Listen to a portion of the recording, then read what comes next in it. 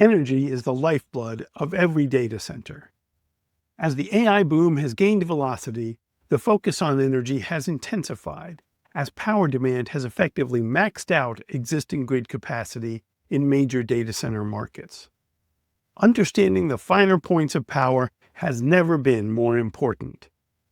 For many data center professionals, insights from Dan Crosby have helped explain the complexities of the energy markets. Dan is the founder and CEO of Legend Energy Advisors, where he and his team helped clients deploy 6 gigawatts of data center projects in 2024. I'm happy to have him today as our guest on Data Center Richness. Dan shared his take on how long the current power constraints might last, the growing profile of natural gas for powering large loads, and the opportunities and challenges in deploying on-site power at data centers. Dan shares a lot of insights, so please enjoy the discussion. Welcome to Data Center Richness. I'm Rich Miller, and I've spent 25 years telling the story of data centers, cloud computing, and AI infrastructure. In this podcast, I'm sharing conversations with the innovators building our digital future. Now, here's our show. Dan Crosby, welcome to Data Center Richness. Appreciate it. I always am interested in how people made their way into the data center industry. We talk about the data center journey. I know the last few years, as the data center sector has really had a lot to learn about energy.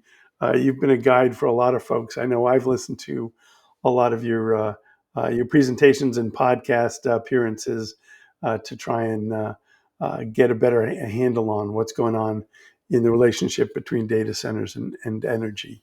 But how did you get to this point of being able to explain all of these things and tell us a little bit about what you do? So I've been, messing around with the data center space. I guess it's probably 2008. So that was really when I got into energy early on. And obviously, data centers have always been a pretty large kind of commercial light industrial load. And usually we're connected to distribution power, and a lot of the focus of what my career is focused on has really been heavy industrial. So large traditional mining operations, arc furnaces, heavy manufacturing, LNG terminals, that kind of stuff. And so we have really focused on customers that were transmission customers, both for electric power as well as natural gas. And so, ironically, industrial site selection is something that we've done going back to probably 2009, 2010. And so when you have a large process that's going to be very dependent on, and so when you ask for both, understanding where that's located. So really, it wasn't until 2021-ish when the quantum loophole project came along, and then there's been a number since that we've been involved in really doing what we've been doing for a long time on the heavy industrial side for the data center space, just because of the size of power requirements started proliferating. So we were probably 2 years ahead of kind of the widespread chase of powered land. Um, from that perspective, we're able to help some significant projects get executed, and we've got about 1.5 gigs that we've brought to market so far for customers. And so that was kind of our journey from traditional data centers to all of a sudden data centers becoming not just heavy industrial loads, but the heaviest of industrial loads in a very, very short period of time here in the last 3.5, 4 years. So tell me a little bit about at Legend how you work with data center customers. What kind of ways do you help your data center clients as they try to sort out their energy options? So there's a bunch of different areas that we're getting involved. So there's the traditional part of actually managing commodity risk, which for data centers has become a lot more material than it has just one in just order of magnitude of how much power they're consuming.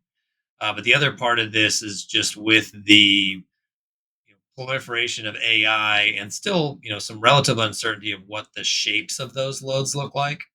That creates a whole nother risk dynamic that we've dealt with on the heavy industrial side for a long time, where we've literally designed custom power products for heavy industrials that have very unique load profiles. So that part of the traditional what you'd call an energy advisor role is something that we're continuing to play, and that's really moved into our core suite of heavy industrial. But then on the front end, we're getting involved from the very beginning of trying to look at sites. Is this site going to make sense from a power and now from a gas perspective?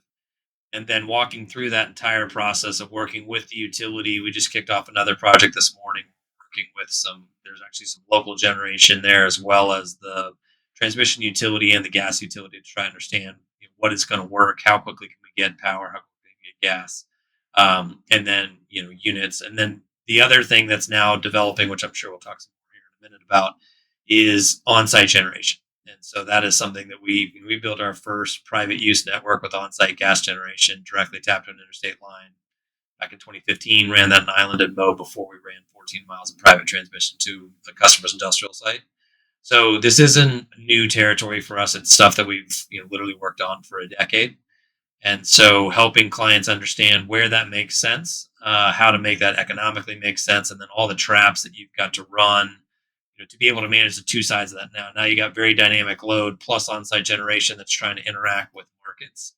And so, those things really have to be able to interlock for that to be successful, both physically and financially. And the last couple of years, we've seen one of the reasons energy is of course is so important is that a lot of key data center markets are energy constrained. The utilities just don't have enough capacity in the short term, largely because after years of pretty steady load growth for the data center sector, AI has just kind of kicked things into a higher gear, and it's kind of the demand is moving faster than the utilities historically can expand generation and particularly transmission. Um, so we've seen this follow the power trend that you've been clearly involved with in helping people, find the sites that work. Um, what's your sense for how long we're going to be in sort of a power constrained situation with so much demand? We're seeing, particularly lately, some enormous, deals announced for aspiring to fantastic amounts of capacity. Is the utility side of the house, the energy side, going to be able to keep pace with some of the demand? Will we see any normalization, or is it a scramble going forward to the horizon? I think it's going to be a scramble for a while. There's obviously the utilities have completely changed the way that things operate. So, the way that this whole interconnection process, used to work 3 years ago and before is very different than it operates now. One of the interesting things through this whole process is just like the you know engine and turbine manufacturers and transformer manufacturers, the utilities are also trying to ascertain how much of this is real. That turned into an absolute gold rush where people that had no idea what a transmission line or a data center was 5 years ago are all of a sudden interested in pouring tens of millions or hundreds of millions into doing this. And so there was a lot of money spent on interconnection requests that went away. And so how long this goes, I think, is really dependent on two things. One is how real is the overall volume of this AI load, and how fast is it going to ramp? And then, the challenge there is for the utilities to catch up, and for the, quite frankly, generation manufacturers, transformer manufacturers, all of that supply chain. And, that supply chain has always taken a long time. It's always been very expensive. It requires very material investment to increase the capacity. And, I think in some cases, those customers or companies are sitting there going, if I invest in a whole bunch of increasing capacity here and these orders vaporize, it could crush me. And so, we're seeing deposit requirements like we've never seen before. We were talking to a group the other day that is 5% non-refundable just to hold a price for and hold a slot for a week. And that's in order to get 25% non-refundable down to be able to move to the next 2 months of the process to execute the agreement. So the amount of capital that is starting to be required up front is very, very material, which is slowing things down from the demand side. And so I think that's going to give the utilities more time to catch up, to really start to understand the lay of the land, what is real, what is not, and they are implementing those type of situations as well. And it's not just money. We've seen some utilities that they want to see full site plans, full drawings. You need to spend a lot of time in engineering before we're going to spend time on engineering. It's not just about trying to get you an interconnection and you have the lottery ticket and go sell it to somebody. So I think that game is pretty much over, and now it's long term. And how are you going to work with the utility, especially for these gigawatt projects? An overwhelming majority of those are going to have to bring their own generation, or work with the utility to build generation that they're going to backstop. Let's talk about on-site power, self-generation, or nearby generation. There's been, particularly with the size of the requirements that are being kicked around, and as well as some people who'd like to continue operating in markets that are frankly pretty constrained. Been a lot of talk in the industry about on-site power, and that there's projections of a lot in the pipeline. Uh, what are the opportunities there, and what are the challenges for data center operators in making the transition from utility power to uh, on-site or generation, or a combination thereof? So, there's a couple of macro issues. One of which is if you're in a major urban center, you're most likely going to have some significant emissions issues. So, there's certain markets like Dallas, for example. You're not going to go build a gigawatt project in Dallas. There just isn't the air permitting to do it, even though the natural gas is there. And so that's why you're seeing some of these projects that are super remote, and it seems like there's still some uncertainty as to what do those projects look like 10 years from now from a latency perspective, and what will be their value, which I think is if you look over the last 18 months, the volume of announcements. I think I saw one the other day that was a 80,000 acre data center campus. I mean, what are we talking about? And so there's a ton of announcements, but how many of these projects actually come to fruition, based on the, half a dozen buyers that are in the market, going after that kind of stuff is going to be a big differentiator. And so one is going to be where it can be sited based on an emissions and natural gas availability perspective. And then I think the other thing that kind of plays into it is when you get to that size, a lot of people will say, well, I want 500 megawatts of bridge power before, but I want grid power. Once you start getting above 500 megawatts of grid power, um, you're getting into all sorts of grid reliability issues where you are now swinging around a grid. And if you're going to wait for that to be quote unquote grid power, somebody else is going to have to go merchant gen that somewhere else, and then build all the transmission infrastructure to get to you to quote unquote make that grid power.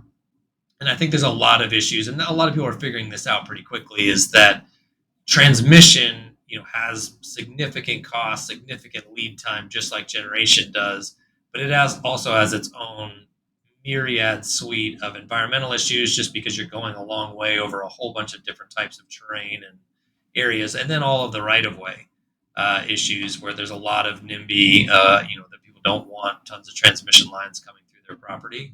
And at the end of the day, you got a lot of losses, and more areas for failure. And so I think that's why there's a significant push toward the on-site generation. Is it makes sense. It in essence almost eliminates the transmission issue. But then you've got to do that in a way where it's actually resilient, and you're getting the resiliency that a grid has. And so a lot of that goes into the specific design of how you're going to put that project together, which then again goes back to what does this load look like. If it's super flat, there's one way to design something. If it's very dynamic, you got to design it a completely different way. And if it's in the middle, then there's a third design that lays that out. And so that's what we're helping a lot of folks right now work through, is physically how does all that work, and then just as importantly, financially, how does that work? One of the things you have to remember is electricity is literally the most inelastic commodity on earth. There's no other commodity that goes from negative $20 to $5,000 in 15 minutes. And so at these sizes, those dollar amounts are huge.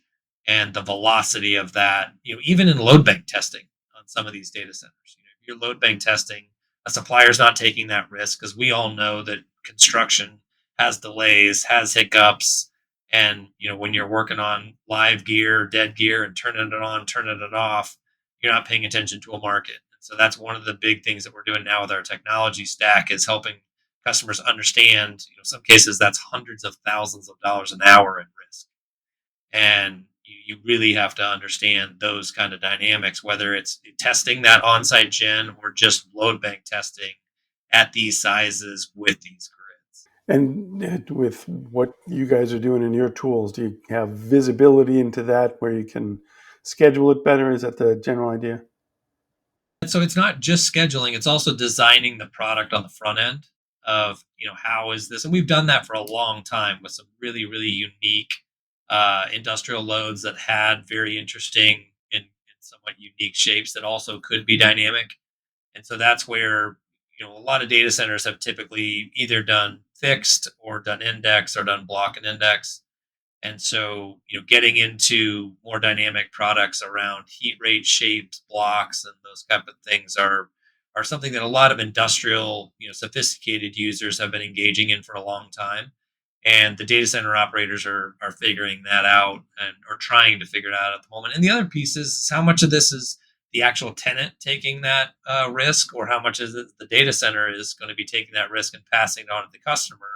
And then when you're doing that, you've got to make sure that it's all metered and billing correctly, which is all part of that same technology stack that we've built to be able to pass that through, because those risks are, you know, very dynamic based on what the customer is doing, time of day, when are they spiking, when are they not, and those are important things to pass through correctly.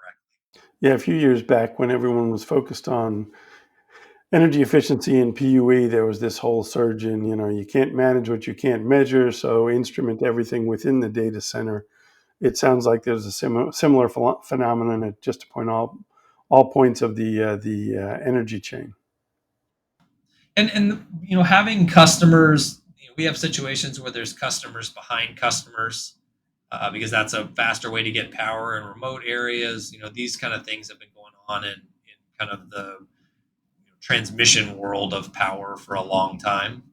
Where even the utility might have a customer that's 10 miles behind another customer, but they don't want to build 10 miles of line.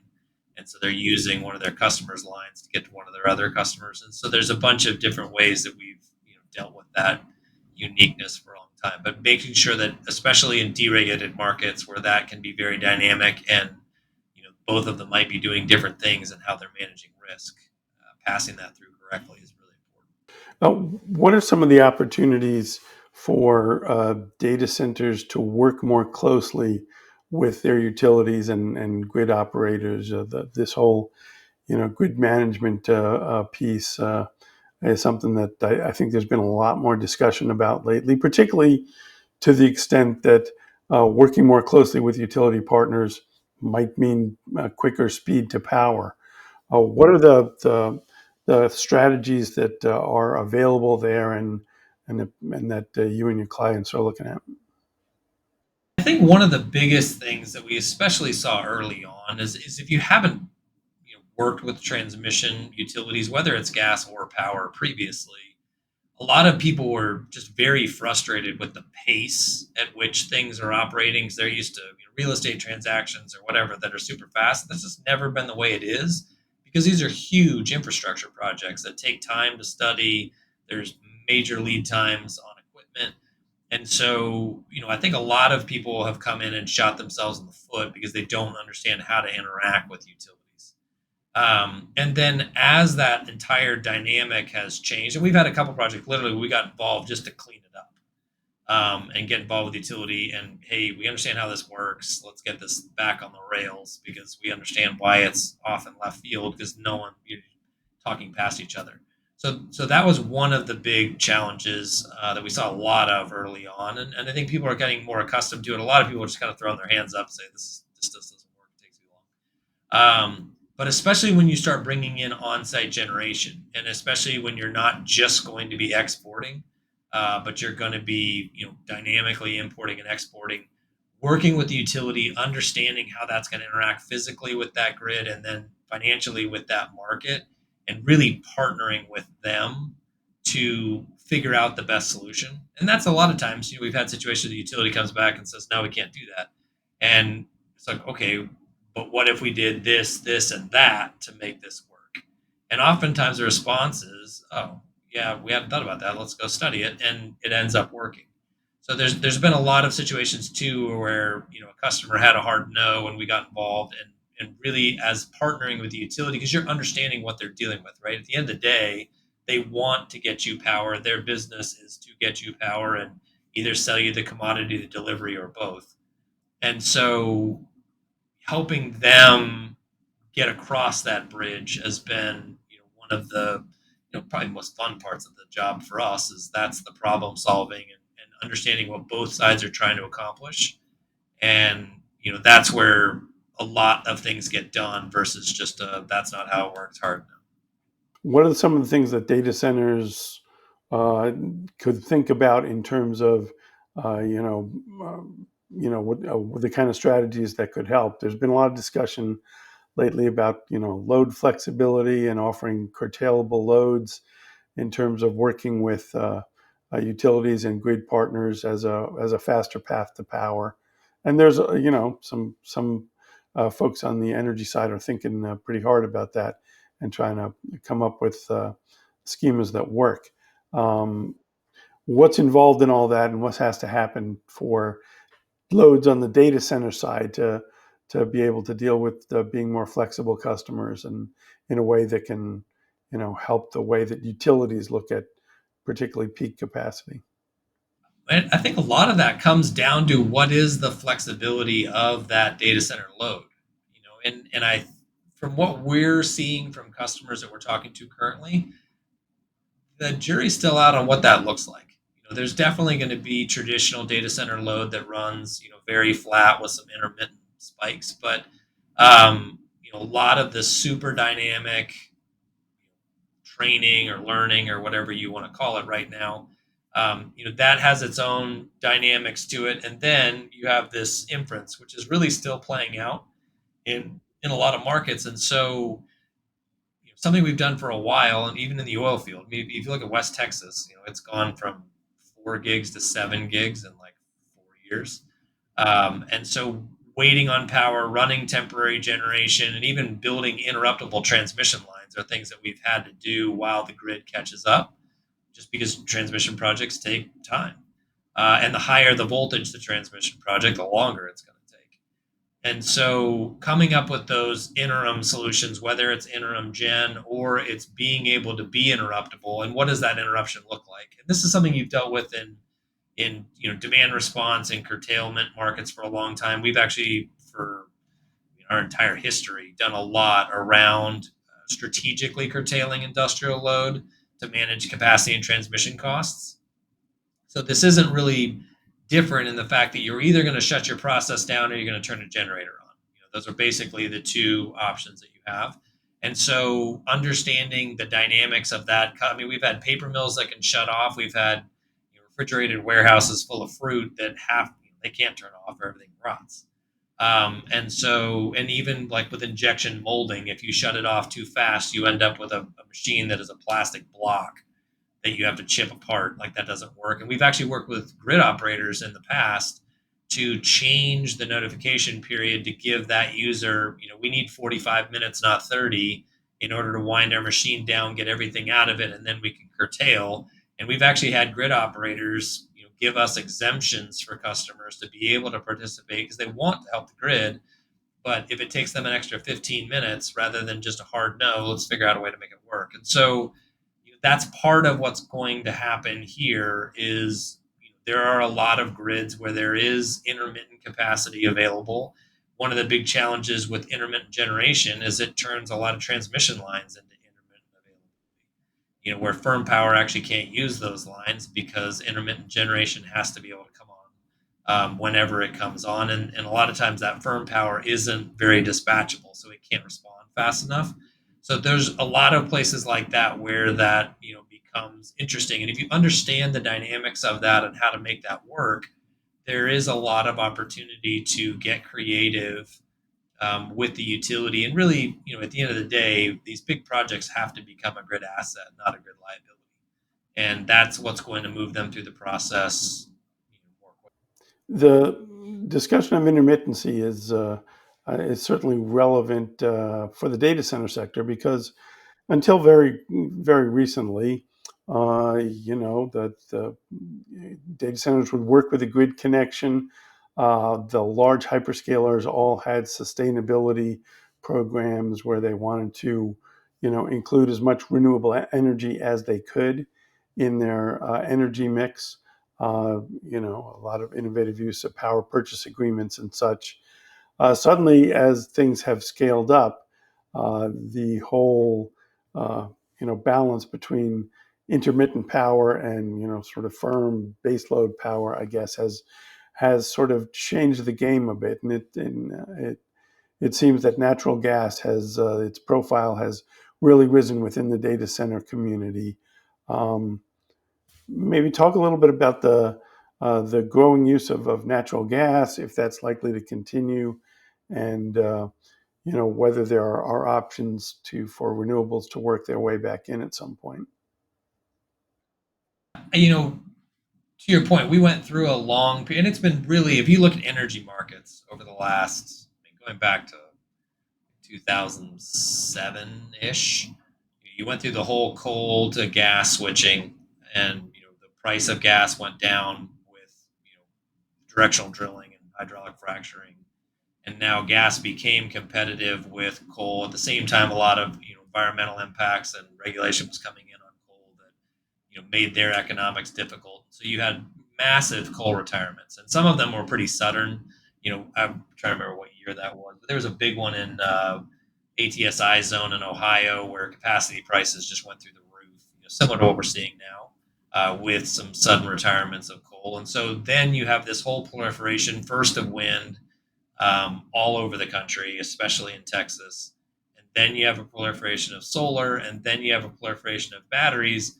And there's a big component of that that doesn't understand inertia and what keeps a grid stable. And so there's a couple of really important things to think about, and that is that load is dynamic and has to be balanced literally every second.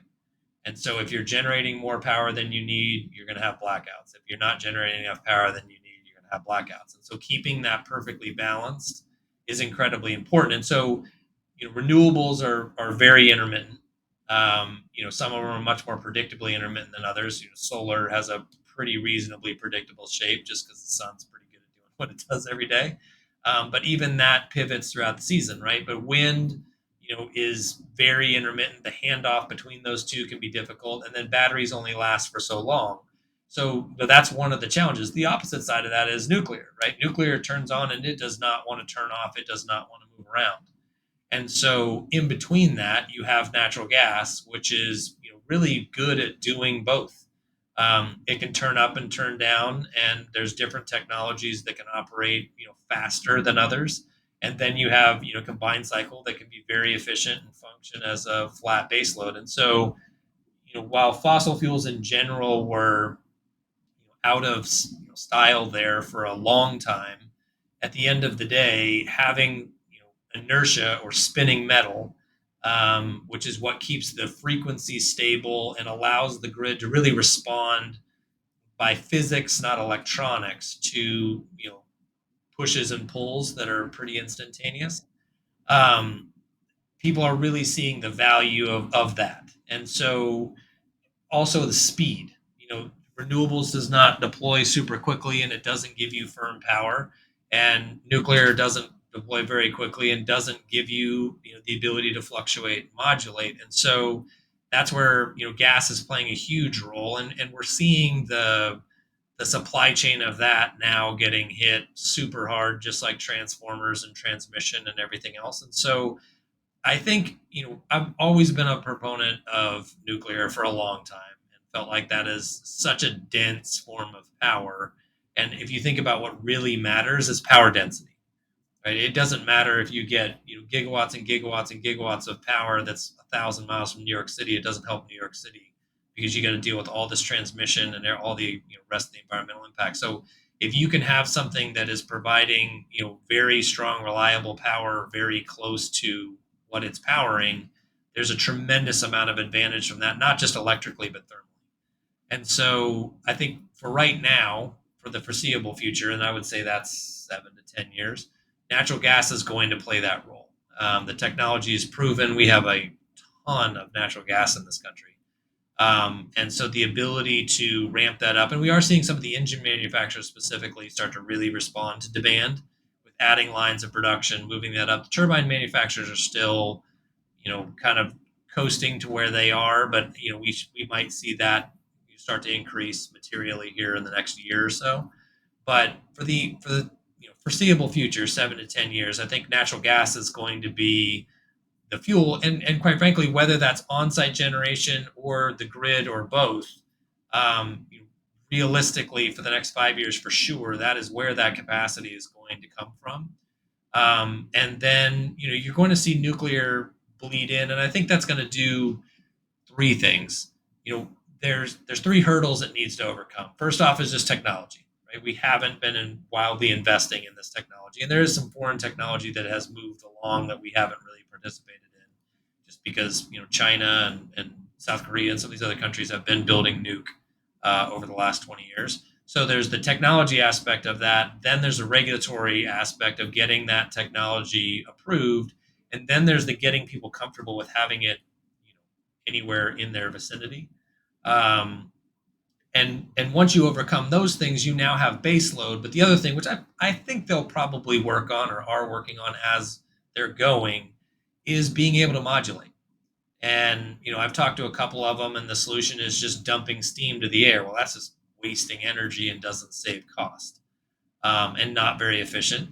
And so I think that's the fourth challenge that'll get solved in that. And that's really, I think, what will start to bring the gas being the only solution to start to pivot and change. But at the volumes of power that we're talking about, power density really, really matters. And quite frankly, that's happening in the data center itself. You know, NVIDIA's got a 600 kW rack, which I think is like 6 racks. But people are talking about the megawatt rack, which is that even a rack anymore? Does the entire form factor of all that change? But the footprint of hundreds of megawatts is about to get much, much smaller. I wonder on the nuclear front whether it's over the past couple of years, the conversation on nuclear in the data center industry has really stepped up in a big way. And I think many in the industry see this as if gas is the bridge, it's the bridge to nuclear. Um, does the emergence of this, industry of very large loads that are keen on making a nuclear a work for them, does that help change any of the timelines at all, having large customers ready in the pipeline? Or are the difficulties with nuclear ones that are just going to have to work at a certain pace? I think just because of the stigma around nuclear, I mean, unfortunately, I think in the public's view, nuclear power and nuclear bombs are synonymous, even though they're totally not.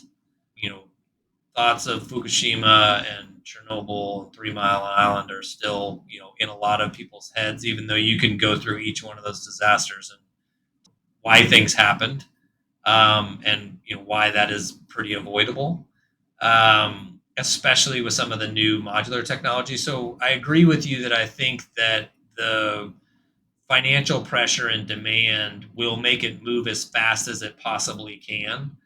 But until you get regulators and the public comfortable with this technology, and listen, I fully believe, I don't know how far out, but maybe 50 years from now, your car might come with a nuclear cell that runs its entire life, just like our new nuclear submarines come with a nuclear reactor that runs the entire useful life of the boat. So I think the density of that and it being able to modulate down the road absolutely changes everything. But what matters right now is the next 5 to 7 years, because the velocity at which AI is starting to change everything, um, is it's not a 10-year timeline. Like, I think it's 5 to 7. That said, the financial numbers that are being thrown out right now and the velocity of capital is insane. And that capital has to start making a return. And so the other question is, what does a hiccup look like that is something similar to .com? You remember this? Like, the internet's going to change everything, but it took us a while to figure out exactly how to make it change everything and then how to monetize it, right? And so I think we're in that same cycle, except the capital velocity is just, I mean, it's like nothing we've seen. And so, what does that look like over the next 3 to 5 years? Because it's in that same window. Is and there's enough capital that the rope here is, it's not short, but it's not forever. And so, I think that's going to be another really interesting thing. And I think that's why on the power generation side, on the transmission side, on the utility side, on the transformer side, a lot of those big companies are sitting there going, okay, I'll sell you everything I've got, but I don't know, unless you're going to write me a massive check to double my capacity and guarantee it. I don't know if I want to bet the farm on this. It's interesting, as I was working in the industry in the .com boom, and I remember walking through a lot of like fully built out, empty, 100,000 square foot data centers, many of which, before too much longer, became meaningful parts of the networks of large internet providers. In that case, there were a lot of projects that were early but directionally correct, but but didn't time it out. And I think that's the thing that I wonder about when I look at some of these. Clearly, there's jokes about the two guys in a pickup projects, and there's clearly some that where folks just haven't done this at all before, that historically always kind of make me nervous. But I think the timeline and the ability, the capital piece and the carrying cost that you talk about make me wonder if we're not at some point going to see some consolidation simply around uh, folks who might have good sites and possibilities, but maybe not the customers yet, because the hyperscalers are only going to work with so many people, and that's a number that's less than the number of folks building data centers right now. But that there might be the opportunity for some consolidation as the folks who can go the distance or have the right credibility and customers, scarf up some of the projects that are just not equipped to, wait out the demand. What's your thought on that? Wildly less. It's wildly less than the number of people that are out there locking up land and putting in interconnection requests, right? So, I think by and large, most of that game is over. The utilities have completely revamped their processes in the last year. A lot of them are requiring huge deposits up front. And now that you're getting waning or more consolidated demand on the backside of that, and some of the data center builders too. I was talking to one of the guys that had a site selection at one of the major data center builders, and they're not paying half of what people were getting paid for powered land a year ago. And it's because the demand, they've now been able to get far enough ahead of it that isn't the scramble for something right now. So I think that is going to have a big impact on who are the hyperscalers going to work with, who are those people going to work with, and we're already banging into some really big challenges on supply chain and labor. You look at the number of construction workers that need to be involved in one of these massive gigawatt projects. It's wild. Um, and when you put that in the middle of nowhere, only the oil field understands those logistics, them in the military. And so, that's a whole nother ball game in and of itself, outside of all of these other challenges around supply chain, generation and transmission and natural gas and markets and all of those things that come with it. And so, I think that's going to definitely cause some consolidation. And I've already seen a number of folks that were super into this, locking up sites and that kind of stuff, that have already thrown their hands up, said, "Listen, this is just too crowded already." And even though they've expended probably millions of dollars, um, decided to go chase other things or try to get involved in it in some other way. Well, it seems like there's enough going on to keep you and your team busy for a while. So I appreciate you making the time to come and share some of your insights with our audience. If folks are interested in learning more about what you guys do and where they can connect with you, where can they find you? Yep. I mean, you can go to our website. It's www.legendea.com, which is still short for Energy Advisors. Ralph on our team is out there on LinkedIn, like Ralph's everywhere. he is everywhere. So he's done a great job of getting out there. And listen, we want to be a really beneficial part of this industry. And so obviously partnering with folks like yourself who've been around a long time, who are leaders in the space. We want to help in every way we can. This is going to have a massive impact on society in general, and quite frankly, a huge impact on all of our industrial customers, from industrial automation to how it's impacting their power and gas markets. And so it's something we definitely want to help and be a leader in any way that we can. Many thanks for listening. If you like our content, you'll want to check out the Data Center Richness Substack, where I'm sharing lots of additional insights on the fast moving data center and AI landscape. If you're a data center professional, you'll definitely want to check it out. If you enjoyed today's discussion, please give it a like and be sure to subscribe to our channel, as it supports my work and ensures that you won't miss out on any of our insights from Data Center Richness.